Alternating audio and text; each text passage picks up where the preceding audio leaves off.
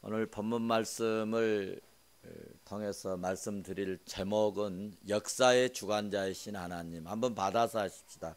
역사의 주관자 되신 하나님. 사랑하는 성도 여러분, 우리가 죄 때문에 영원한 형벌을 피할 수 없는 그런 인간이었는데, 우리가 예수 믿고 기가 막힌 하나님의 은혜를 힘입어서 구원받는 참으로 복되고 복된 그리스도인이 된 줄로 믿습니다. 우리가 받은 이 구원은 말로만이 아닌 실제적인 이 구원이고, 그리고 우리 주 예수 그리스도께서 이 구원의 내용을 실제적으로 이루어 놓으신 이 우리의 구원은, 그러니까 확정된, 앞으로 이렇게 하면 될 것이라가 아니고 구원이 확정된 그런 구원인 줄로 믿습니다. 이제 우리는 예수 그리스도께서 이 땅에서 하늘로 승천하시면서, 이 땅에 계시다가 하늘로 승천하시면서 마지막으로 부탁하신 것이 있는데, 복음 증거입니다. 전도하라는 것입니다. 더 신학적으로 말한다면 하나님 나라를 이루면서 살아라는 말씀입니다. 사도행전은 그리스도께서, 주께서 약속하신 이 성령의 충만함을 오순절에 모두 120문도 모두에게 이렇게 힘입혀 주시고, 그래서 마가의 다락방에서 모여서 기도했던 120명의 모든 성도들은 성령 충만함을 받고, 그때부터 주님께서 마지막 가시면서 명령하신, 그 지상 명령이라고 그러죠. 명령하신 그 명령을 감당하기 시작하고 하나님 나라를 이루어가는 모습을 이제 사도행전에서 모델로 보여주고 있는 복음 증거의 시청각 교육이라 할 수가 있습니다. 사도행전을 우리가 두 부분으로 딱 나눌 수가 있는데요. 사도행전을 두 부분으로 딱 나눈다면 2장부터 12장까지, 13장부터 마지막 28장까지인데, 2장부터 12장까지 내용은 무슨 내용이냐면 유대인에게 전해지는 복음의 내용입니다. 다시 말해서 유대인에게 임하는 하나님 나라이고, 13장부터 마지막 28장까지의 내용은 열방에게 전해지는 복음입니다.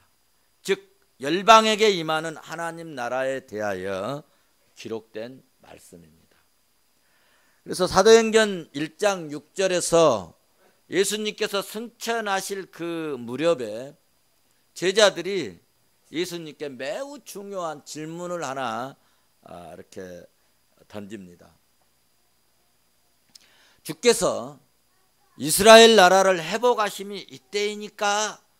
라고 질문을 합니다.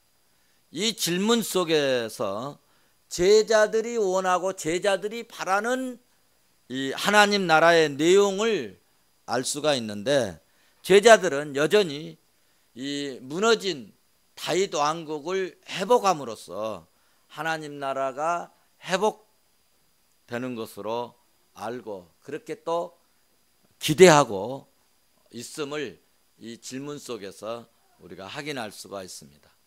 이렇게 제자들의 잘못된 하나님 나라를 사도행전에서는 세 가지의 모습으로 이 하나님 나라를 우리에게 제시해 주고 있다는 것입니다.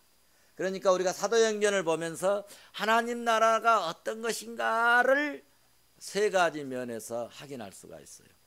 첫째는 하나님 나라는 성령의 권능으로 임한다고 하는 사실입니다. 제가 여기서 말하는 권능이라고 하는 것은 무슨 말씀이냐 하면, 하나님 나라는 어떤 물리적인 힘, 어떤 사람들이 가지고 있는 어떤 권력이나 어떤 세력이나 이런 것 가지고 이루어지는 것이 결코 아니라는 것입니다. 하나님 나라는 전적으로 하나님의 능력, 즉 성령의 권능으로 이루어지는 하나님 나라를 말하는 것입니다.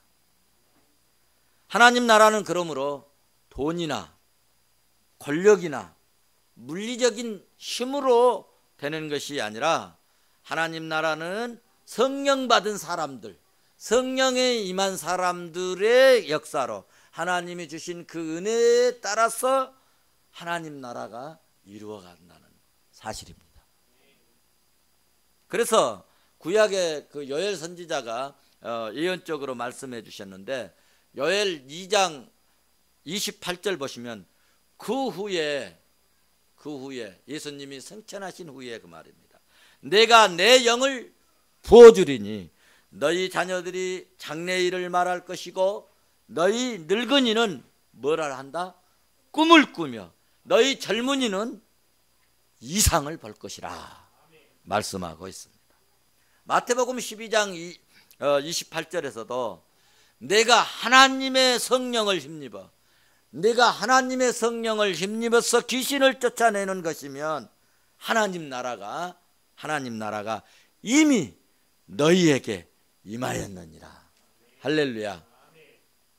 무슨 말씀입니까? 우리가 예수 이름으로 사탄을 거부하고 마귀의 세력을 물리친다면 이미 하나님 나라가 내 안에, 내 심령 안에, 내가 머무는 곳에 임했다고 하는 사실입니다. 그러므로 우리는 내 마음속에 하나님 나라가 이미 임한 거룩한 백성, 구원받은 백성인 줄로 믿습니다.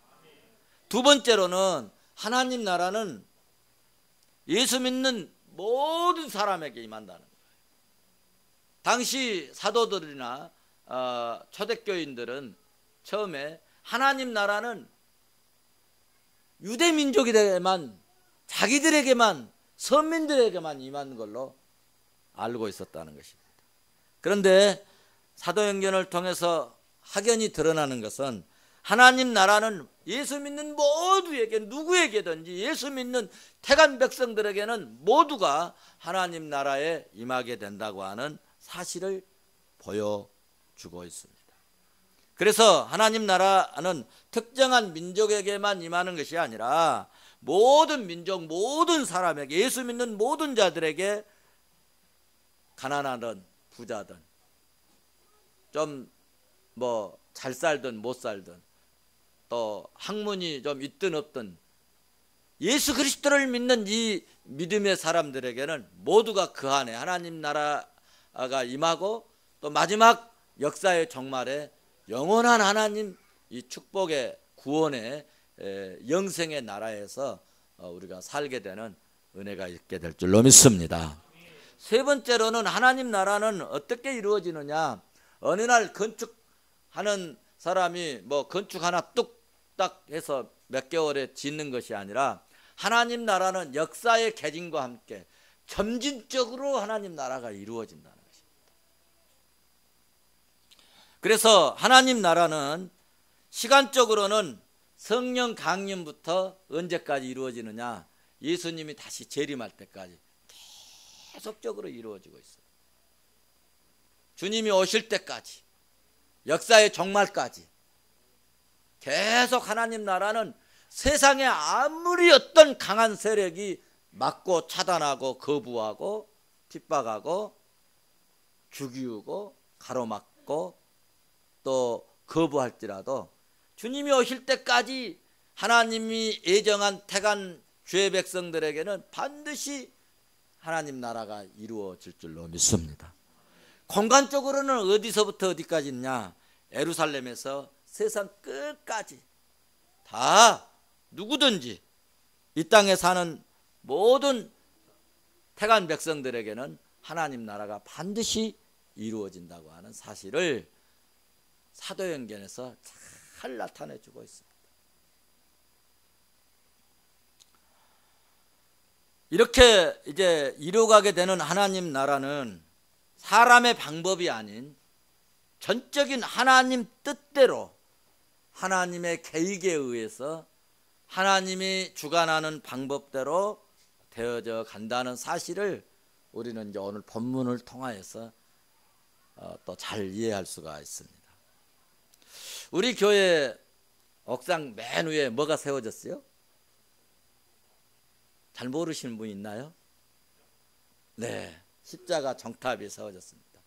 그런데 희한하게 이 낮에는 불이 안 켜져요. 밤이 되면은 불이 켜집니다. 정탑에. 그리고 12시가 지나고 밤 12시가 지나고 1시가 되면 또 불이 또 꺼져요. 그리고 또 새벽 기도에 나올 때 보면은 이 불이 켜졌다가 또 아침이 되면은 불이 꺼져 버립니다. 희한한 정탑이죠. 저 혼자 그럴까요? 이 정탑에 불이 켜지게 하는 것은 우리 여기 센서가 있어서 관리자가 혹은 주인이 혹은 목사님이 그거를 다 너는 몇 시에 켜져라, 너는 몇 시에 꺼져라 다 조정을 해놓은 것입니다. 그러니까 저 십자가에 있는 이 정탑의 이 불이 내가 더 켜지고 있고 싶어도 이 사람의 조정에, 관리자의 조정에 따라서만 켜지고 꺼지게 된다는 것입니다. 다시 말해서 자기 멋대로 안 된다는 것입니다. 자기 마음대로 불을 밝히고 싶지만 그렇게 되지 않는다는 것입니다. 오늘 아침 새벽에도 말씀드렸지만 서울시의 교통 이렇게 막 우리가 운전하고 다닙니다. 다니는데 우리 운전하고 다니는 이 모습들을요 한눈에 보는 이 중앙 이 교통 정산 센터가 있습니다. 우리 서울경찰청에서 같이 예배드리러 간 우리 성도님들 같이 그 정산실에서 우리는 그 보았습니다. 다 정산실에 있으면 8명의 경찰관이 계속 주시하고 있습니다. 영등포, 대림동, 신도림동, 뭐 구로동 그 자기 맡은 구역을 계속 주시하고 있습니다. 시간을 바꿔가면서 피곤하니까 계속 또 놓칠 수 있으니까 직원들이 계속 돌아가면서 8명씩 체인지하면서 이렇게 교통 흐름을 보고 있습니다. 거기에 만약에 어떤 불법 주차가 혹은 있다, 혹은 뭐 사고 나가고 지금 교통이 마비되고 있다, 그러면 바로 전산실에서 사고 처리를 명령합니다. 그러면은 언제 누가 왔는지 그 뇌깔차가 막 사이렌 불고 달려와 가지고 그걸 탁 치워줍니다. 그래서 흐름을 조정하게 하고, 그리고 이 신호등도 어떤 차선이 쫙 계속 밀리면은 그것을 여기는 너무 밀리구나, 이거는 신호 조정을 좀 해야 되겠다, 경찰관에게 또 명령을 합니다. 그래서 그쪽 가는 신호를 좀 더 길게 줘라. 그래서 명령을 받은 경찰관이, 가끔 여러분 그 신호등 옆에 경찰관이 서서 보신 거 있죠?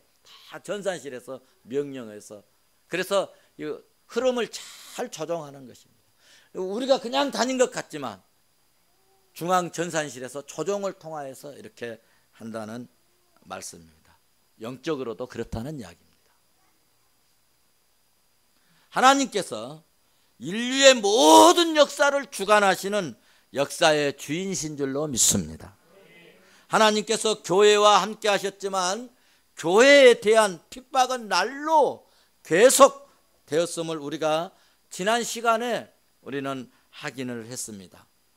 핍박뿐만 아니라 급기야 헤롯은 야고보 사도를 칼로 죽이고, 그리고 유대인의 이 한심을 사기 위해 가지고 헤롯은 계속해서 교회를 힘들게 하고 교회 지도자를 잡아 죽이려고 베드로까지 체포하여 가지고 투옥을 시켰습니다. 그러나 여러분, 교회는 베드로를 위하여 일심으로 간절히 기도하는 가운데 베드로 사도가 기적적으로 굴출되는 역사가 일어나므로 초대교회 성도들은 고난과 핍박이 있어도 결코 두려워하거나 낙심하거나 절망에 빠지지 않고 오히려 더욱더 강한 믿음을 소유하게 되었다는 사실입니다. 왜냐하면 교회가 고난당하고 핍박당할 때 하나님이, 전능하신 하나님이 그 속에 개입하셔서 역사하시기 때문인 줄로 믿습니다. 오늘 본문 말씀을 보시면 하나님께서 역사를 주관하시고 역사에 개입하신 것을 확실하게 보여주는 현장이기도 합니다. 감옥에 쇠사슬로 매인 이 사도 베드로가 탈옥할 수 있었던 이 역사를 보면서 섭리하시는 하나님, 돌아봐 주시는 하나님, 역사 속에 개입하시는 이 하나님의 손길을 볼 수 있게 되었죠. 교회를 그렇게 잔혹하게 핍박했던 헤롯이 죽고 그토록 핍박받은 교회는 오히려 더 부흥하고 그토록 말씀을 가로막았지만 말씀이 전파되지 못하도록 입을 봉하려고 했지만은 주님의 말씀은 어쨌다고 그랬어요? 흥왕하는 희한한 역사가 일어났습니다. 이런 상상할 수 없는 일이 일어나게 된 것은 다 전능하신 하나님, 역사의 주관자 되시는 하나님께서 우리의 역사를 주관하고 계시기 때문인 줄로 믿습니다. 하나님은 오늘도 우리의 역사를 주관하신 줄로 믿습니다. 우리 교회도, 여러분 우리의 가정도, 아니 개인적으로는 나의 인생도 하나님이 주관하시고 이끌어 가시고 하나님의 손길로 간섭하신 줄로 나는 믿습니다. 자, 그러면 성도 여러분, 바나바와 사도들이 오늘 본문에 마가와 요한을 이제 데리고 예루살렘에서 안디옥으로 들어가는 이제 시점에서 세 가지 이야기를 통하여 역사를 주관하시는 하나님을 우리가 이제 확인하게 되는데 한번 살펴보도록 하시겠습니다. 첫째는 세상의 역사도 하나님이 주관하신다는 것입니다. 보십시오. 야고보를 죽인 헤롯은 베드로까지 죽이고 싶었습니다. 그래서 베드로를 죽이는 일에 이제 가담해 가지고 감옥에 쳐넣고 그랬지만 베드로는 베드로를 죽이는 일에 실패하고 이 헤롯은 어떻게 되느냐? 유대 땅을 떠나서 저 가이사라로 가게 됩니다. 다 같이 오늘 본문 12장 이제 18절 19절 한번 보시도록 하겠습니다. 다 같이 봅니다. 시작. 날이 샘에 군인을 되었는지 알지 못하여 적지 않게 소동하니 19절 헤롯이 그를 찾아도 보지 못하며 신문하고 죽이라 명하니라. 헤롯이 유대를 떠나 가이사로 떠나니라. 아멘. 그렇죠. 하나님께서 천사를 보내시고 베드로를 아무도 모르게 옥에서 끌어내셨습니다. 이게 어떻게 된 일이냐고 막 소동이 벌어졌습니다. 굉장히 중요한, 내일이면 처단하고 죽일 사형을 당할 이 죄수가 사라졌으니 여러분 소동하지 않을 수 있겠습니까? 우리도 뭐 강력 범죄자가 탈옥하면 경찰들 난리 나버리잖아요. 전국에 있는 경찰들 다 동원해서 막 수색을 하잖아요. 산, 밭, 들 다 수색해버립니다. 가능한 곳은. 그러니 이 사형에 해당하는 이 죄수가 탈옥했으니, 없어졌으니 얼마나 소동을 하겠습니까? 소동을 해도 아무도 그 내용을 알지 못합니다. 그래서 헤롯이 그 간수들 다 신문해라. 오늘로 말하면 다 검찰에 넘겨라. 조사해봐라. 나오는 것이 있어야지. 뭐 알아야지요. 내용을 모릅니다. 그래 아무것도 모른다고 하니까 죽여버리라는 겁니다. 그것이 오늘 19절의 말씀 아닙니까? 그런데 중요한 것은 여러분, 헤롯이 가이사라는 곳으로 갔습니다. 거기서 일어난 사건이 매우 중요한데요. 헤롯이 어느 날 왕복을 입고 이제 단상에 앉아서 백성들에게 연설을 하게 됩니다. 연설을 하게 되는데 요즘으로 말한다면 대통령이 이제 그 앞절 내용을 보면은 복잡한 사건이 있습니다. 시간 관리가 제가 약하고요. 대통령이 담화하는 것처럼 담화문을 발표하는 것입니다. 헤롯이 그렇게 연설을 했다는 것입니다. 그런데 본문 21절을 봐보십시오. 같이 보십니다. 시작. 헤롯이 어느 날을 택하여 왕복을 입고 단상에 앉아 백성에게 연설하니. 그렇습니다. 헤롯이 연설을 했는데 이것은 신의 소리가 아니요 사람의 소리라라고 막 사람들이, 거기에 모인 사람들이 외쳤다는 것입니다. 22절 봐보세요. 같이 봅니다. 시작. 백성들이 크게 부르되 이것은 신의 소리요 사람의 소리가 아니라 하거늘. 네, 이렇게 말한 것은 왜 사람들이 이렇게 말했을까? 우리는 잘 모르잖아요. 그런데 유대 역사가에 아주 유명한 유대 역사가가 있는데, 이 유대 역사가 유명한 이 요세프라는 유대 역사가가 그 기록을 남겼는데, 헤롯은 유대 통치 3년이 지난 후 가이사라라는 곳에 왔는데, 거기서 가이사라를 위한 경축 행사를 벌였다는 것입니다. 경축 행사를 벌였는데 행사 둘째 날, 오늘 그러니까 본문의 내용은 행사 둘째 날에 이 앙복을 입었는데, 이 앙복을 뭘로 만들었느냐 하면은 은으로 만들었다는 거예요. 은으로 만들었는데 그 이제 왕복을 입고 그 단상에 등단을 할 때 햇볕이 막 내리쬐는데 그 햇볕에 은이 이렇게 막 빛나고, 그러니까 와 저거는 뭐 신이 아닌가, 이런 생각이 많이 들게 했다는 것입니다. 그런데 또 아부하는 이 사람들이 생기잖아요. 언제든지 아부하는 사람들이 아부하는 마음으로 그를 신으로 막 이렇게 추앙하는 말들을 했는데, 그 말이 무슨 말이냐? 신의 말이 아닙니다. 당신의 말씀은, 왕의 말씀은 이 신의 말이지 사람이 저렇게 말할 수는 없습니다 라고 큰 소리로 외쳤다. 그렇게 기록을 하고 있습니다. 그런 말을 들은 헤롯이 불경건한 이 아첨에 대해서 책망하지 않고 본문 23절 말씀을 보시면, 하나님께 영광을 돌리지 아니하니까 하나님께서 진노하시고, 진노의 결과가 뭐예요? 주의 사자를 보내서 헤롯을 쳐버렸다는 것입니다. 하나님께서 쳐버리신 이 결과가 뭐냐? 벌레가 이 헤롯 왕에게 달라붙었는데, 벌레가 달라붙으니까 이제 궁궐 안으로 막 들어갔습니다. 그런데 이 벌레가 막 헤롯 이 몸을 다 갉아먹어 버리는데, 5일 동안을 갉아먹어서 통증으로 견딜 수 없어 가지고 마침내 이제 죽게 되었습니다. 그래서 왕위에 오른 지 7년 만에 54세에 헤롯이 죽었다. 그렇게 기록하고 있습니다.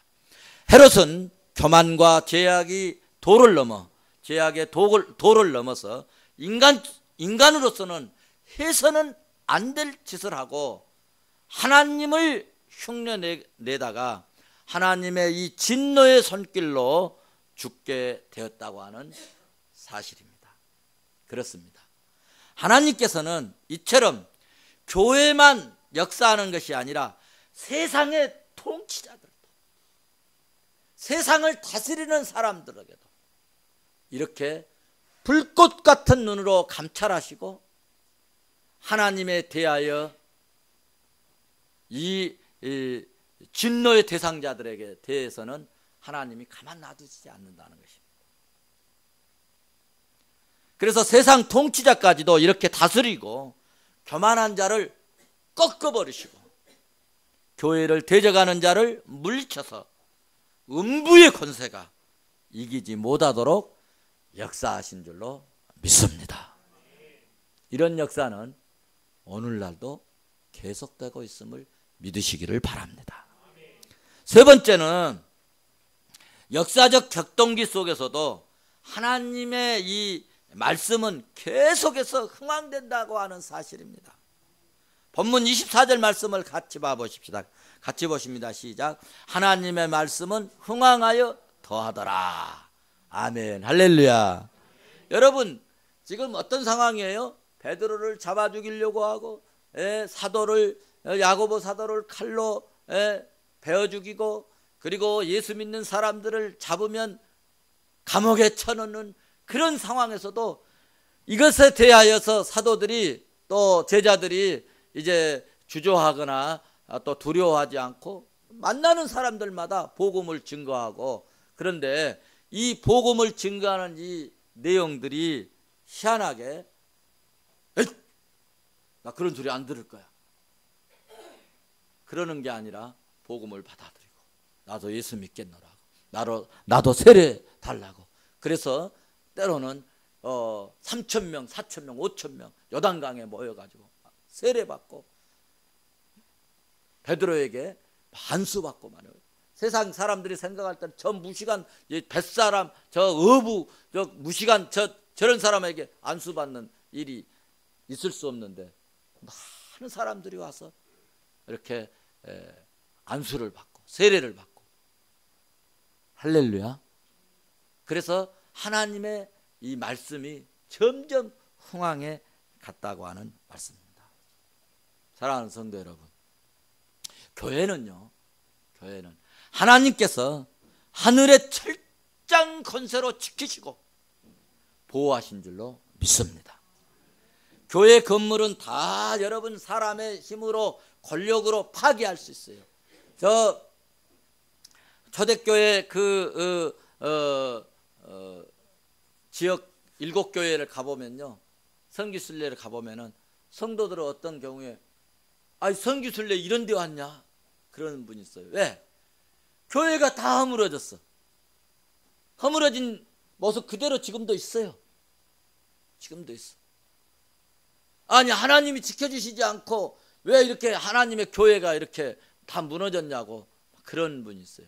여러분, 사람의 힘으로는 건물을 부을 수 있어요. 사람은 죽일 수 있어요. 그러나 하나님의 이 나라는 그 어떤 누구도 방해할 수 없다는 거예요.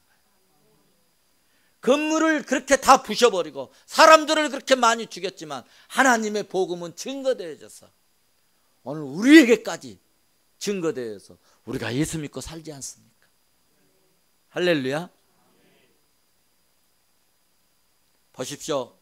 헤롯의 엄청난 위협과 핍박이 유대인들의 말로 다할 수 없는 이 적대감 때문에 말로 다할 수 없는 고난이 있었고 고통이 있었고 괴로움이 있었습니다. 감옥 가고 죽임을 당하는 이 고난이 교회를 핍박하고 대적했지만 하나님의 역사는 성령의 역사는 여러분 세상 이 세속의 역사에 침해받지 않고 방해받지 않고 점점 흥황해 갔다고 하는 사실입니다. 여기서 우리가 알 수 있는 것은 교회를 핍박했던 헤롯의 죽음과 말씀의 흥황은 여러분 아주 좋은 대조를 이루고 있다고 하는 사실입니다. 그렇습니다. 성도 여러분, 사탄의 개입과 인간의 이 장깨는 하나님의 무한하신 지혜와는 여러분 비교할 수도 없는 것입니다. 그래서 교회가 핍박받고 사도가 순교하고 투옥되는 비참한 상황 가운데서도 하나님의 말씀은 더 많은 것으로 더 많은 사람에게 더 많은 세상 속에 전파되고 하나님 나라는 더욱더 확장되어 갔지 않았습니까? 왜 그랬을까? 역사를 하나님이 주관하시기 때문입니다. 그러므로 사랑하는 성도 여러분, 우리가 살아가는 이 세상이 대적하는 것을 이상하게 여기지 마시고 영원한 빛 가운데로 들어갈 때까지 우리는 더욱더 힘쓰고 더 헌신하고 더 섬기고 고난을 혹 당한다 할지라도 세상적인 여러분 이력 앞에서도 비굴하지 말고, 세상의 그 권력 앞에 여러분 우리의 믿음을 상실하지 말고. 왜냐하면 역사의 주관자는 우리의 편이시고 역사의 주관자는 하나님이시기 때문입니다. 교회를 핍박하는 자 하나님이 꺾으실 때가 옵니다. 여러분을 힘들게 하고 핍박하고 괴롭게 하고 나를 고통으로 이끌어가는 자는 오늘 새벽에도 말씀하셨지만 하나님께서 불꽃 같은 눈으로 살피시자 그 악한 자를 들어서 환란에 던져버리신다 말씀하셨습니다. 할렐루야. 나는 전능하신 역사에 주관하신 하나님을 믿습니다.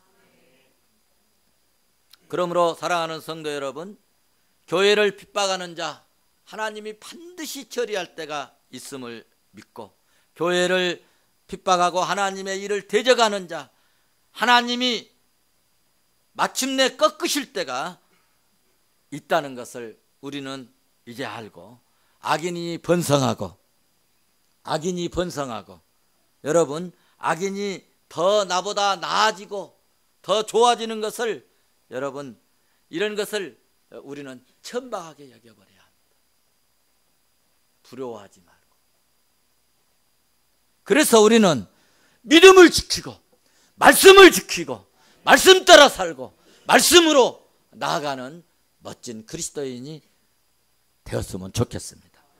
그러므로 우리는 어떤 고난과 시련이 있어도 믿음으로 견디고 복음을 위해서 살아가는 멋진 그리스도인이 되시고 복된 하나님의 종들이 되시기를 주의 이름으로 축원합니다.